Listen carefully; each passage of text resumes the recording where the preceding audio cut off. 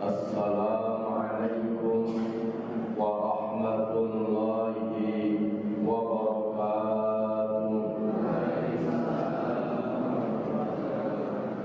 Alhamdulillahi rabbil alamin, wassalatu wassalamu ala asyrafil anbiya'i wal mursalin, sayyidina wa maulana Muhammadin khatamin nabiyyin wa ala alihi wa sahbihi ajma'in. Amma ba'du. Ya, kita muliakan Bapak Ketua dan Bapak-bapak pengurus DKM Masjid Jami Baitur Rahman yang dimuliakan Allah, para sepuh hadirin kaum muslimin, para hadirat kaum muslimat, jamaah pengajian, para pencinta ilmu, ahli kebajikan yang sama-sama dirahmati Allah Subhanahu wa ta'ala. Marilah kita awali pengajian ini dengan bersama-sama membaca Ummul Quran surat Al-Fatihah teriring doa. Semoga Allah memberikan ilmu yang bermanfaat dan dapat kita amalkan dalam kehidupan sehari-hari. Amin ya rabbal alamin. Ala hadhihi niyyah wa kulli niyyatin shalihah. Al-Fatihah. A'udzu billahi minasy syaithanir rajim. Bismillahirrahmanirrahim.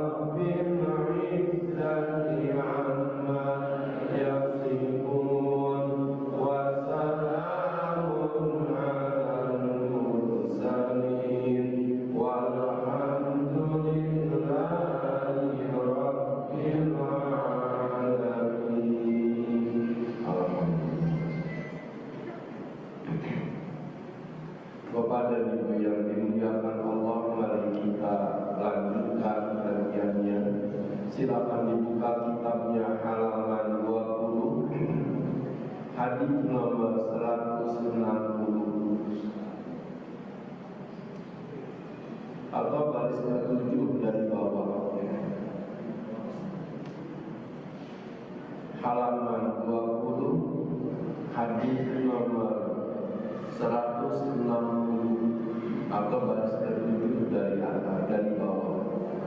Ista'inu ala injahil hawadiji.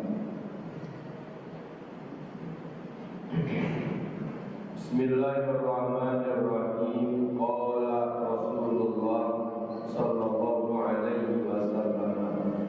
Bersabda Nabi Muhammad sallallahu alaihi wasallam, Ista'inu. Ista'in artinya minta tolong. Ista'inu, minta tolonglah kamu semua.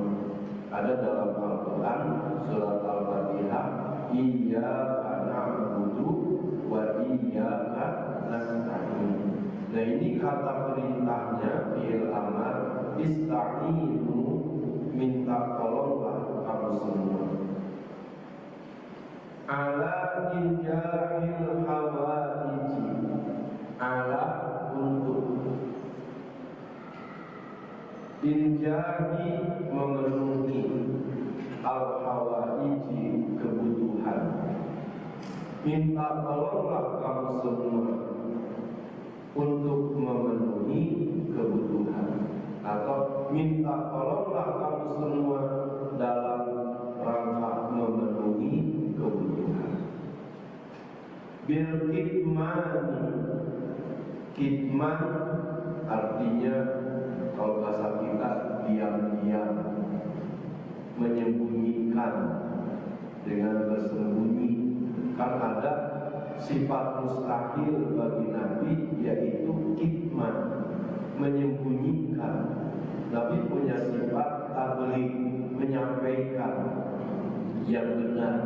Tidak mungkin dan mustahil Nabi menyembunyikan kebenaran. Tidak mustahil Nabi menyembunyikan kebenaran. Itu kitman, menyembunyikan, bersembunyi, diam-diam. Fa inna terdiri dari dua kata, fa dengan inna. Fa artinya karena, disebutnya fa sababiyah, fa yang berarti sebab. Fa inna karena sesungguhnya, kulla setiap,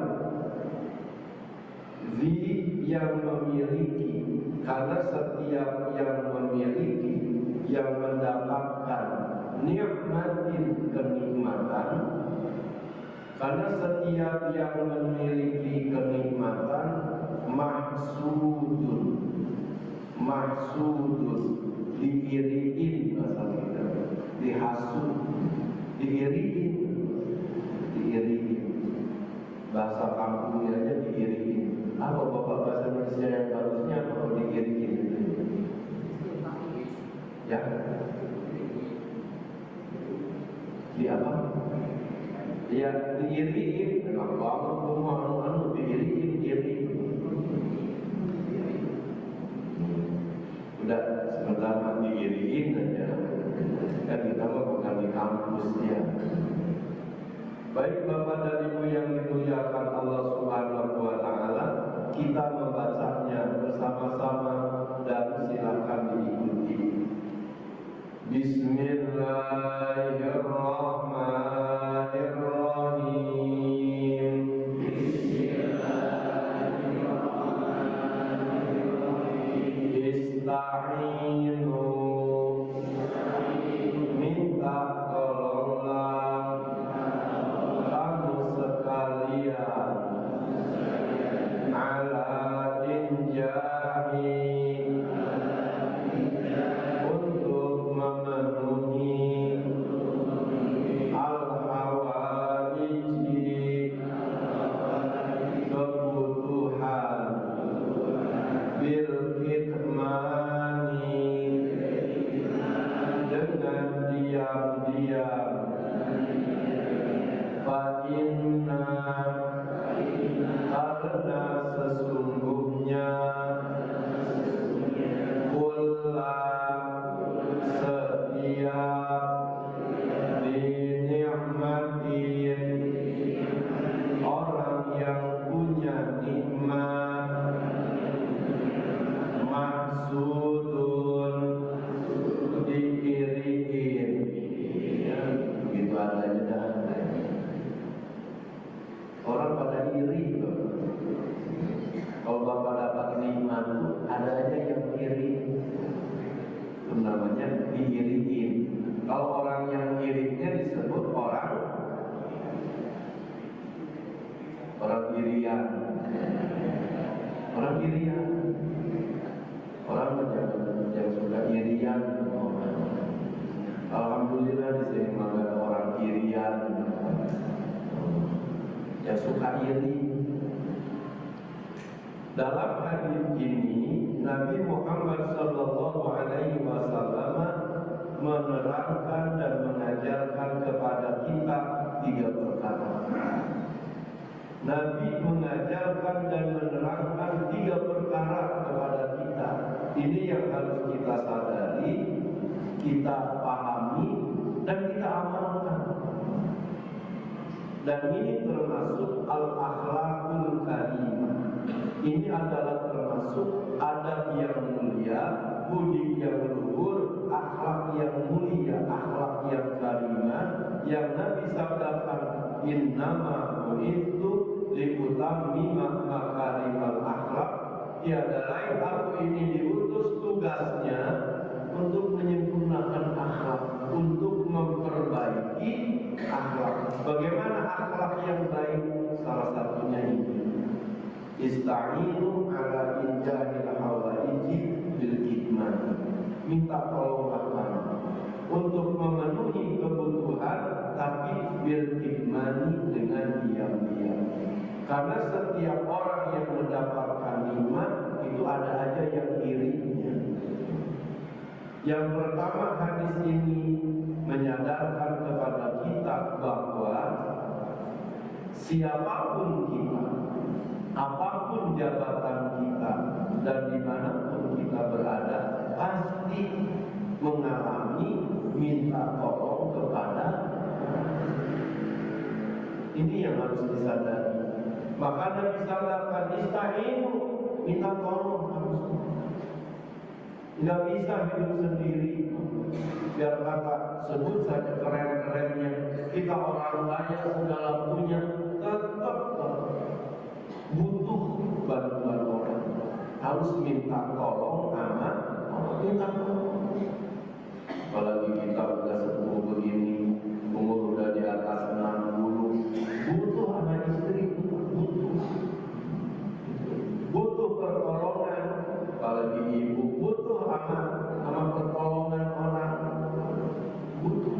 Jadi ini yang pertama Nabi mengajarkan, menyadarkan kepada kita bahwa kita siapapun sesungguhnya pasti minta tolong kepada orang lain, minta tolong kepada orang lain. Kemudian karena manusia itu dipastikan minta tolong kepada orang lain, maka hadis ini juga menyadarkan kepada kita bahwa kita juga suatu saat pasti dimintai tolong oleh orang. Inilah hidup. Bapak dan ibu ada 2 sisi posisi yang berbeda. Ada saatnya bapak dan ibu minta tolong, dan ada saatnya bapak dan ibu dimintai tolong. Saya punya keyakinan yang sedalam-dalamnya bahwa dalam perjalanan hidup bapak dan ibu pernah minta tolong, atau mungkin sering minta tolong sama orang. Dan dalam perjalanan hidup kita sampai hari ini pernah juga dimintai tolong sama orang. Pernah dimintai tolong sama orang. Minta tolong dia pernah, dimintai tolong dan juga pernah. Hal ini mengajarkan kita Bapak dan Ibu bahwa Bapak dan Ibu dalam hidup di dunia ini, kita ini membutuhkan orang lain dan dibutuhkan oleh orang lain. Ini kita ini membutuhkan orang lain, butuh sama orang lain, dan juga dibutuhkan oleh orang lain. Bapak-bapak, sesederhana apapun kedudukan kita di masyarakat, Bapak dan Ibu ini dibutuhkan orang, dibutuhkan.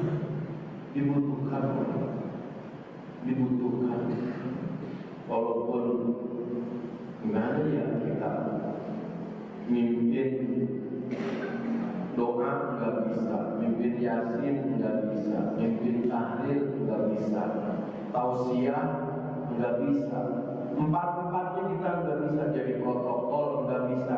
Tapi kita dibutuhkan oleh orang. Apa yang dibutuhkan oleh orang kepada kita? Apa yang dibutuhkan dari kita? Hadirnya itu dibutuhkan. Bapak dibutuhkan untuk apa? Untuk hadir, minimal hadir. Kalau walaupun yang tausiahnya ada, kalau yang hadir enggak ada. Suksesnya pengajian di sini tiap malam Jumat, saya ulangi, suksesnya pengajian di sini tiap malam Jumat karena apa? Karena Bapak dan Ibu hadir.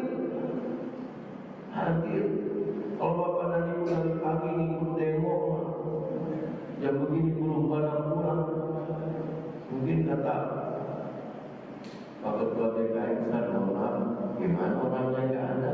Ya libur, orang nggak ada, saya. Jadi kita ini harus menyadari bahwa kita ini membutuhkan orang lain dan dibutuhkan orang lain. Karena kita membutuhkan orang lain, maka itu yang suka sombong, jangan aku. Jangan sombong, jangan aku, ojo adigung, asa ayu. Nah, begitu. Nggak boleh begitu. Kenapa demikian? Kita butuh orang lain, kita butuh sama orang lain. Dan juga kita ini dalam hidup jangan kikir, jangan pelit. Kenapa demikian? Karena kita dibutuhkan oleh orang lain, dibutuhkan oleh orang lain. Yang mungkin saat kita masih ada, itu orang gak terlalu perhatian. Saat kita masih ada, orang gak terlalu perhatian. Tapi kalau sudah meninggal dunia, baru kehilangan. Kan sampai ada dalilnya. A'udzubillahi minasyaitonirrajim. Kalau sudah tiada, baru berapa? Nah itu, kalau sudah tiada baru terasa. Jadi maka oleh karena itu dalam hidup ini sadari dan laksanakan oleh kita, ada saatnya kita memberi dan ada saatnya kita menerima. Tidak bisa kita hanya dalam satu posisi memberi, tidak mungkin. Pasti ada saatnya menerima. Tidak mungkin juga kita dalam satu posisi menerima, ada saatnya memberi. Mungkin di sini Bapak dan Ibu menerima pelajaran dari hadis Nabi. Mungkin di sini Bapak dan Ibu menerima pelajaran, yaitu ista'inu, minta tolonglah kamu semua, dapat pelajaran. Tapi bisa jadi di tempat lain di luar masjid ini, mungkin di keluarga, mungkin di teman, di mana, Bapak yang memberikan masukan, Bapak yang memberikan masukan. Kita, ya Allah, ini udah berapa hari sakit begini? Kata istrinya, udah seminggu. pada ke dokter. Ya habis nggak ada yang nganter, nggak ada yang nganter. Cuma saya doang, istrinya mobil kagak punya, cari ojek kagak bisa. Ya udah biarin aja, suami begini ya Allah. Kan punya tetangga. Kami pengajian disampaikan, minta tolonglah. Minta tolong, orang tak harus mau minta tolong. Kalau begini aja, nggak ada yang tahu, masya Allah. Harus minta tolong, harus minta tolong. Orang meninggal nggak bisa mandi sendiri, minta tolong dimandiin. Orang meninggal nggak bisa pergi ke kuburan, harus minta tolong. Harus minta tolong. Jadi kita ada interaksi sosial. Ada saatnya nolong orang, ada saatnya ditolong orang. Nah itu kita minta tolong dan ditolong itu tidak selalu dalam komunikasi dengan orang yang sama. Tidak selalu begitu. Tidak selalu bahwa kita nolong dia, lalu kita minta tolong juga sama dia. Tidak selalu begitu. Atau tidak selalu kita memberi sama dia, terus diberi sama beliau. Tidak selalu begitu. Kadang-kadang kita menolong orang si A, kita menolong si A, tapi kita nanti ditolong oleh si Z. Kita menolong si A, tapi ada keperluan, ada kebutuhan si A nggak bisa nolong, si B yang nolong kita. Jadi kadang-kadang hidup ini tolong menolong, beri memberi itu tidak selalu kausalitas sebab dan akibat. Ada banyaknya sebab akibat karena kita sering diberi sama beliau, jadi kita juga sering ngasih sama dia. Ada begitu. Tapi tidak selalu kausalitas sebab akibat itu. Ada kadang-kadang kebaikan tolong menolong itu bentuknya estafet. Estafet itu ya begitu estafet. Namanya estafet. Kalau 17-an balap pakai sarung kalau dari atas ke atas terus estafet sarung. Contoh estafet kebaikan.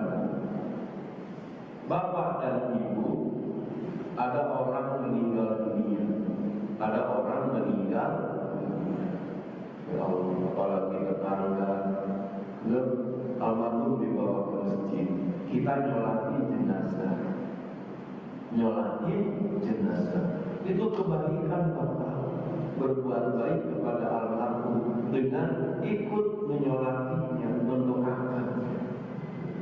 Mungkin sudah berapa jenazah yang disolati oleh Bapak dan Ibu.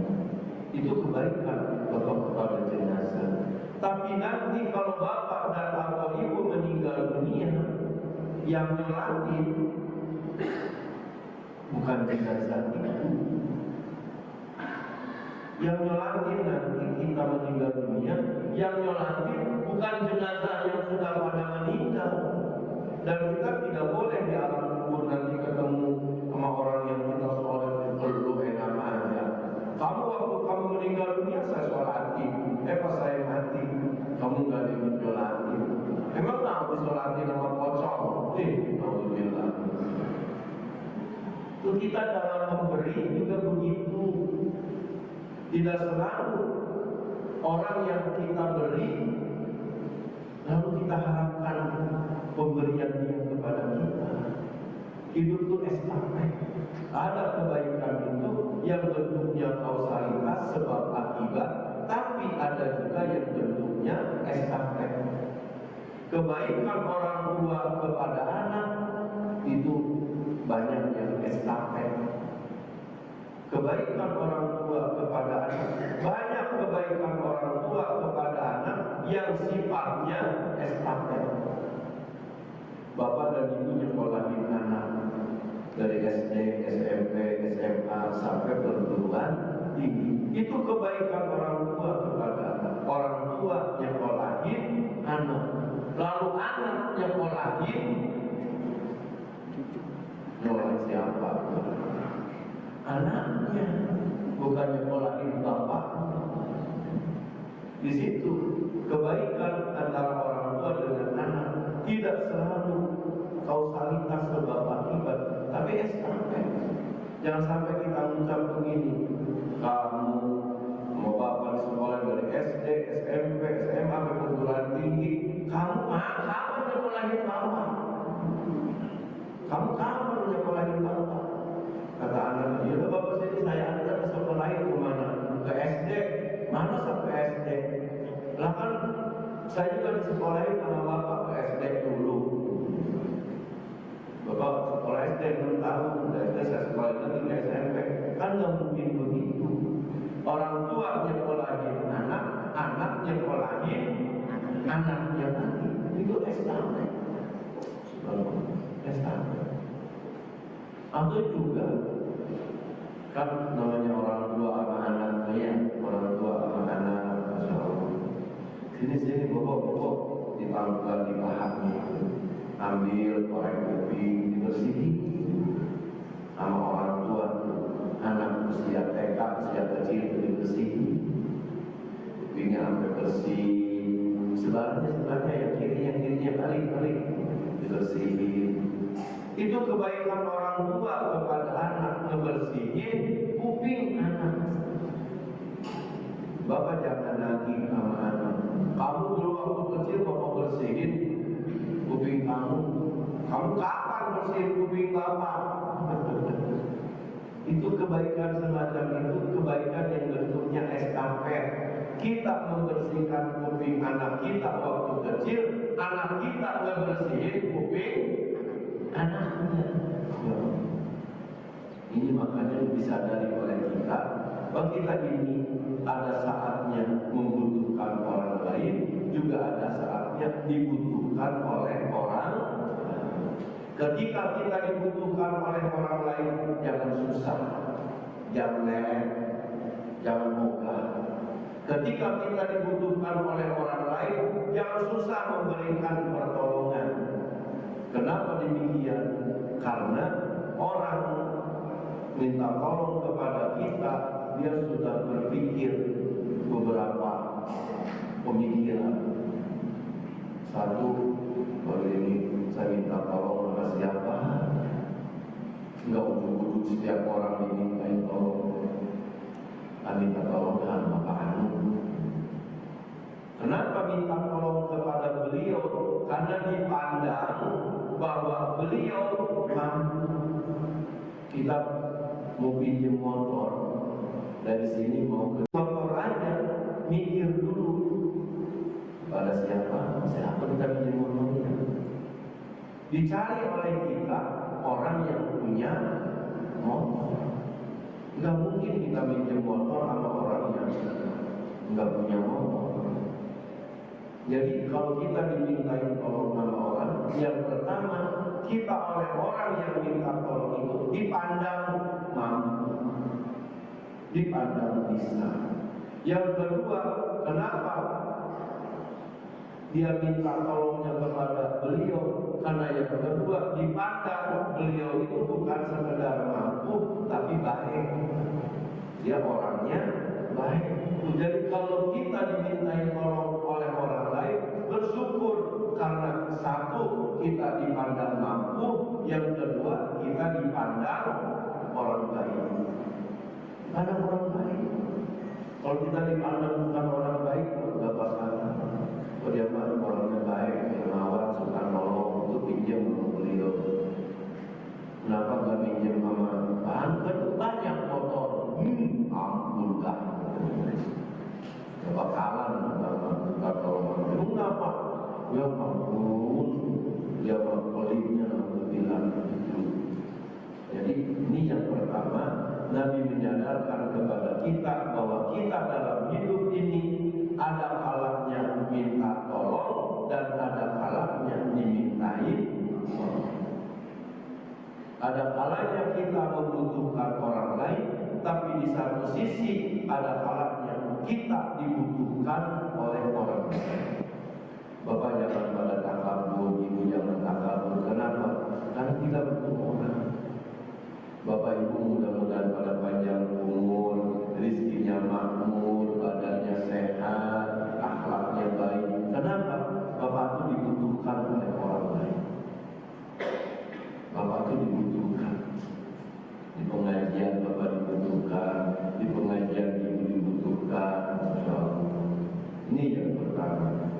Yang kedua, hadis ini mengajarkan kepada kita, bapak-bapak, ibu-ibu, kalau kita mau minta tolong sama orang, itu minta tolongnya dan disabdakan bil hikmah, diam-diam. Minta tolong atas kebutuhan kita. Kebutuhan. Kalau kita butuh, baru minta tolong. Butuh, minta tolong. Kalau nggak perlu, jangan. Belajar mandiri dan harus mandiri. Kalau nggak bisa, baru minta tolong. Makanya di sini ala ijabil hawaiji, untuk memenuhi kebutuhan yang kita tidak bisa memenuhi kebutuhan kita tidak bisa melakukannya, maka Nabi perintahkan minta tolong sama orang supaya bisa melakukan. Tapi kalau kita bisa melakukannya, jangan minta tolong sama orang. Kalau kita bisa, sebisa mungkin kerjakan oleh kita. Maka ini saya pun mohon maaf para sepuh, biar kata bapak-bapak kita punya istri, kalau kita bisa kerjain sendiri, kerjain sendiri. Ya, insya Allah. Kalau kita pengen minum teh manis, kita bisa sendiri, bikin aja sendiri. Bapak-bapak pernah mau minum teh manis lalu bapak bikin sendiri, pernah? Oh, sering. Bawah.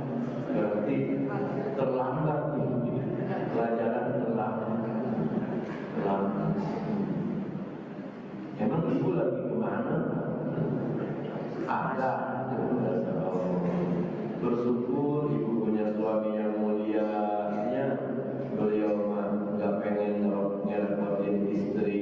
Kalau bisa sendiri, dilakuin sendiri. Kenapa demikian? Bapak benar begitu. Jangan selalu minta bantuan kepada istri. Jangan selalu minta bantuan kepada istri, karena istri bukan pembantu. Jangan selalu minta bantuan kepada istri, karena istri itu bukan pembantu. Istri itu bukan pembantu, dan pembantu itu bukan lagi. Istri bukan pembantu, pembantu bukan istri. Bahkan dari segi ajarannya, ibu tuh gak wajib masak. Masak itu bukan kewajiban istri. Istri kalau gak masak gak dosa, karena bukan kewajiban.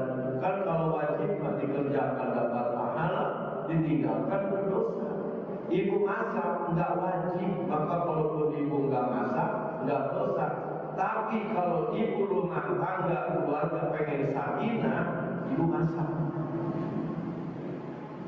Masak bukan kewajiban istri. Tapi kalau ibu rumah tangga pengen sakinah, mawaddah, warahmah, coba ibu masak. Ibu masak itu sakinah rumah tangga. Masya Allah. Seringnya masak, sekali-kali beli, bagus. Bukan berarti seringnya beli sekali-kali.